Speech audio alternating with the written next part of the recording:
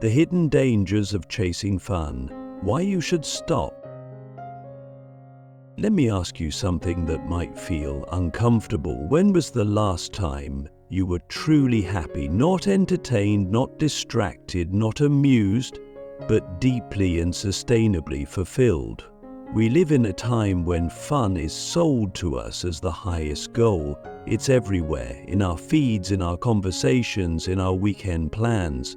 We're constantly told to have fun, treat ourselves, live a little. But what if that's the very thing making us feel empty? What if chasing fun is a trap disguised as a reward? What if the more you chase it, the farther you drift from who you actually are? Sounds dramatic, right? But let's think about it.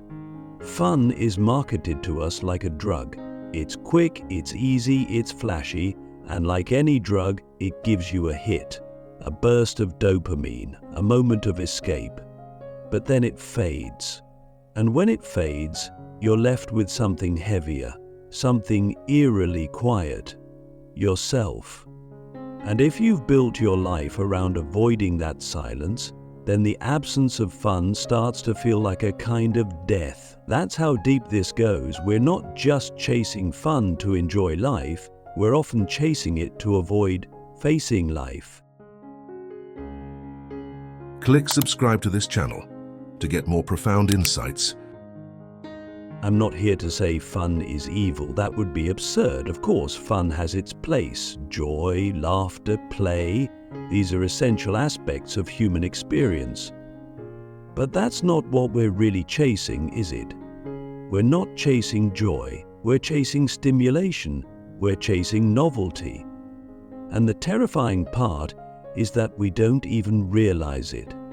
The moment life gets quiet, when there's no screen, no noise, no plan, we panic. We feel lost. We reach for our phones. We scroll. We binge. We consume, not because we're curious, but because we're afraid of what stillness might reveal.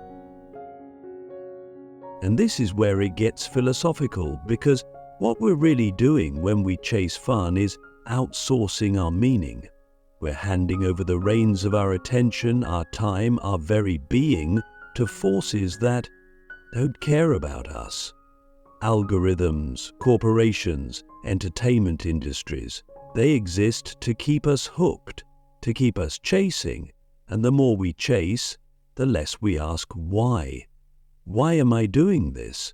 Why does this feel good for 5 minutes and then leave me feeling worse afterward? Why do I need to constantly be entertained just to feel okay?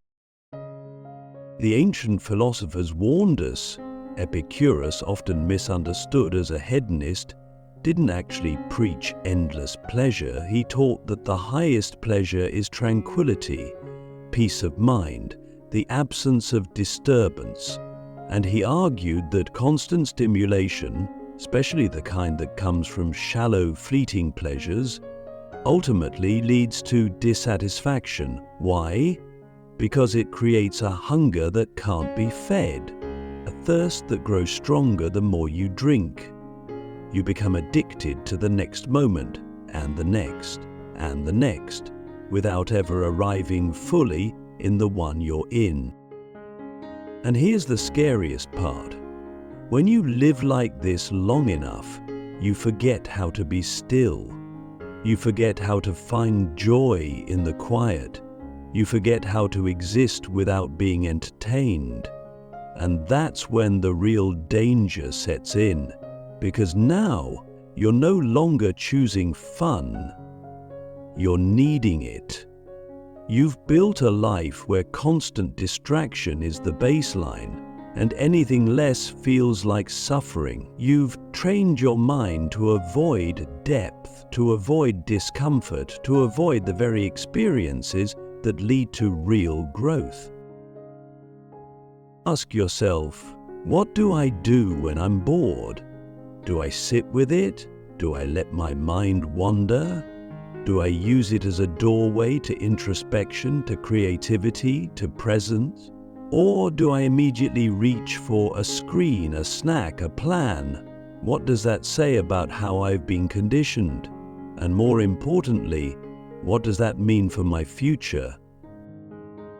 Because here's what no one tells you. The more you chase fun, the more you lose your capacity for meaning. Meaning doesn't come wrapped in lights and sounds. It comes from engagement with yourself, with others, with the real texture of life. And engagement requires effort. It requires facing discomfort. It requires being present even when it's not pleasurable. Fun is effortless, but meaning is earned. And when we always choose the path of least resistance, we trade depth for ease. We trade soul for stimulation. So, no, this isn't an anti-fun manifesto. It's a wake-up call. It's an invitation to stop mistaking escape for fulfillment. It's a reminder that the things that look the most harmless, the endless scrolling, the casual distractions, the constant stream of amusement, can be the most dangerous because they slowly erode your connection to reality.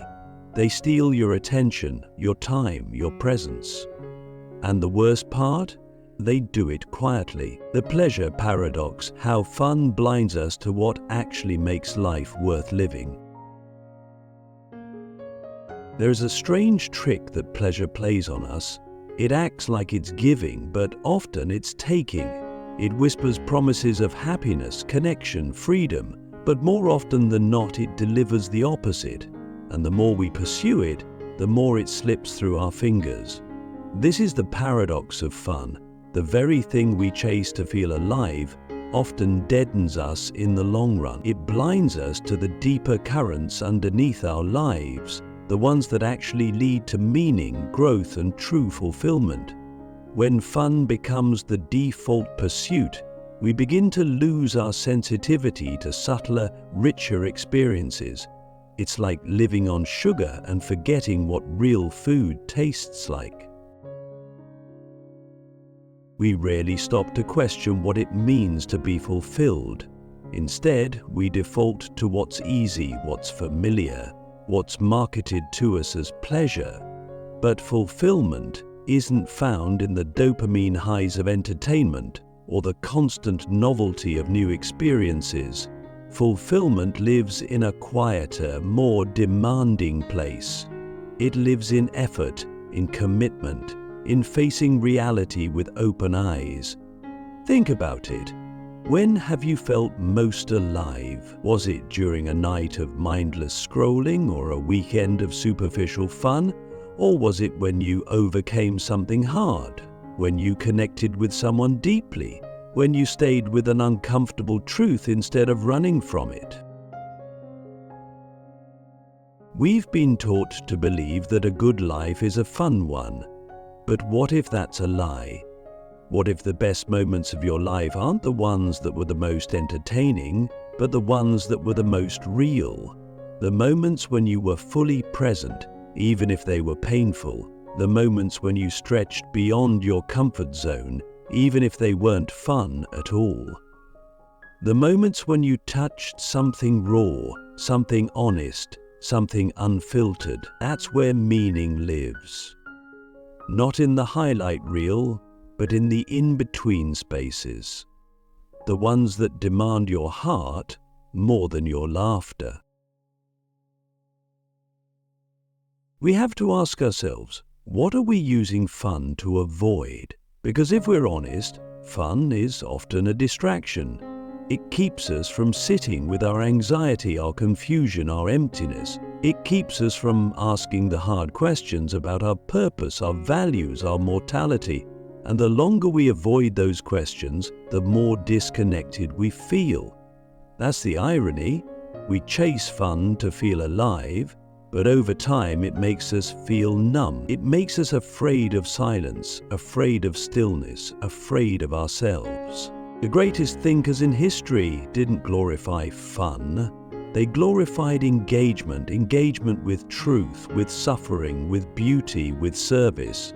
Marcus Aurelius, the Stoic emperor, didn't write about how to have more fun. He wrote about how to live with integrity in the face of chaos. Nietzsche didn't challenge us to chase pleasure, he dared us to suffer for our values. Even the Buddha, who spoke of joy, warned us endlessly about the traps of craving and distraction. These thinkers weren't anti-pleasure, they were pro-awareness. They saw that pleasure without awareness becomes a prison. You're always needing more, but never feeling full. So what does this mean for us? It means we need to reframe the way we live. It means we need to stop asking, is this fun? And start asking, is this meaningful? Is this real? Is this helping me grow? Because when you start to live from that place, something radical happens. Life becomes deeper, richer, slower maybe, but more vivid. You start to feel things again. You start to see beauty in the mundane. You start to experience joy that isn't loud or flashy, but steady and grounding. And here's the real twist. When you stop chasing fun, you don't become miserable, you become awake. You start to access a kind of joy that isn't dependent on stimulation, a joy that grows from within, not from what you consume. And when that happens, you're no longer at the mercy of the world. You're no longer addicted to the next hit. You're free. Not in the shallow sense of doing whatever you want, but in the deeper sense of choosing what matters. The addiction of escape. Why we fear stillness and how to reclaim our minds. There's a reason why silence unnerves us, why an empty afternoon feels threatening, why being alone with our thoughts can feel more painful than physical discomfort. It's not because we're broken, it's because we've been taught, slowly and subtly, to fear our own inner world. We've been conditioned to believe that the absence of stimulation means something is wrong, that stillness equals stagnation. But what if that's the biggest lie of all? What if the thing we're avoiding, stillness, is the very thing we need to come back to ourselves? Most of us live in a state of constant escape, not because we're weak, but because it's the only thing we've ever known. We escape into entertainment, into noise, into busyness. We don't even call it escape anymore. We call it normal. But the cost of this constant motion is that we lose touch with our own minds. We become strangers to our own thoughts, spectators of our own lives. And that disconnection, that quiet erosion of presence, is what leaves us feeling empty, no matter how much fun we seem to be having on the surface. We've built a culture that treats escape as medicine. But escape is not healing, it's avoidance. And the more we avoid, the more our inner world becomes unfamiliar, even hostile. That's why stillness feels unbearable at first, because it confronts us with everything we've suppressed. The doubts, the fears, the grief, the questions we've buried under layers of distraction. But what if those things aren't enemies? What if they're signals? What if they're the very things trying to lead us back to wholeness? To reclaim our minds, we have to be willing to face what's in them. We have to stop medicating every moment of discomfort with pleasure. We have to stop assuming that boredom is a problem to be solved. Sometimes boredom is a doorway. Sometimes it's the mind's way of asking us to pay attention, to slow down, to listen. And if we never develop the capacity to sit with ourselves, to be with our own experience, then we remain enslaved to whatever can distract us fastest. This is why fun in excess becomes so dangerous, not because it's wrong, but because it often becomes a shield, a way of keeping ourselves from doing the deeper, harder work of living consciously, and that work requires courage. It requires sitting in silence without reaching for a screen. It requires asking yourself questions that don't have easy answers. It requires noticing the subtle movements of your own mind without trying to fix or judge them. Ask yourself this: when was the last time you allowed yourself to be bored on purpose? Not as a mistake, but as a practice. When was the last time you sat in stillness and just observed what arose? Most of us can't do it for 5 minutes without feeling restless, and that restlessness is the clue. It's not a sign that something is wrong. It's a sign that something deep inside us is waking up. The mind doesn't want more noise. It wants to be heard, and the longer we drown it in fun, the harder it becomes to hear its wisdom. Stillness is not absence, it's presence. It's being fully with what is, without needing to change it. And in that space, something extraordinary happens. The mind starts to soften, the heart starts to open. You begin to remember who you were before the world told you what to chase, before the noise, before the addiction to escape. You begin to return to yourself, not as a concept, but as a living experience. This is the great reclamation, not of time or productivity, but of attention, of awareness, of the sacred space within you that fun can never reach. When you choose stillness over escape, you don't become less alive, you become more. You start to live from the inside out. And in that way of living, you don't need to chase anything, because meaning, depth, and peace were never out there. They were always waiting in the space you were taught to avoid. The final wake-up call: why a life built on fun ends in emptiness. And what to do instead. There's a moment that comes for all of us, usually in the quiet hours, when the noise fades and the distractions lose their grip. In that moment, we're left with a question that can no longer be ignored.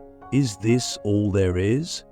We look around at the life we've built, a life full of entertainment, pleasure, stimulation, and we feel a strange hollowness. Everything looks fine on the outside, maybe even impressive, but something essential is missing. That's the final wake-up call. Not a dramatic breakdown, but the slow, dawning realization that chasing fun has left us spiritually underfed. We live in a society that rewards appearances. If you're always doing something exciting, if your life looks full, if you're always smiling, then you must be doing it right. But fulfillment isn't visible from the outside. It's private, intimate, deep. And when you build your life around fun, you often end up building a life that looks good but feels empty. Because fun, for all its appeal, doesn't nourish the soul. It doesn't ask anything of you. It doesn't challenge you to grow. It doesn't invite you to serve, to create, to love with depth. It just passes the time, and then it's gone. We're not meant to be constantly entertained. We're meant to create, to connect, to struggle, to evolve. That's where meaning comes from, not from avoiding pain, but from engaging with life fully, even the hard parts, especially the hard parts, the most meaningful things in life. Building deep relationships, pursuing a purpose, healing from trauma, discovering who you really are not fun. They're difficult, they're uncomfortable, they're slow, but they're also the only things that make life feel truly worthwhile. So what do we do instead? We begin by turning inward. We stop running, we stop chasing, we learn to sit with ourselves again, to listen, to be bored, to be present. We give ourselves back the space that constant fun has stolen, and in that space we begin to feel again. We begin to think again. We begin to be again. Not as performers, not as consumers, but as human beings, flawed, complex, real. We start asking better questions, not how can I have more fun, but what am I here to do? What do I truly value? What kind of life do I want to look back on when it's over? These are not easy questions, but they're the questions that matter. And they're the questions that fun, when overindulged, helps us avoid. In the end, the danger of chasing fun isn't that it makes us bad people, it's that it makes us forgetful. It makes us forget the depth we're capable of, the courage we carry, the sacredness of time, the miracle of simply being alive. It lulls us into a life of surface-level satisfaction while something deeper inside us starves. So pause, listen, step back from the noise, let yourself be bored, let yourself be still. Let yourself return to the parts of you that don't need to be entertained, that don't need an escape, that are quietly waiting beneath all the fun for something real. Because when the fun fades, and it always does, what's left is who you really are, and that is where life actually begins.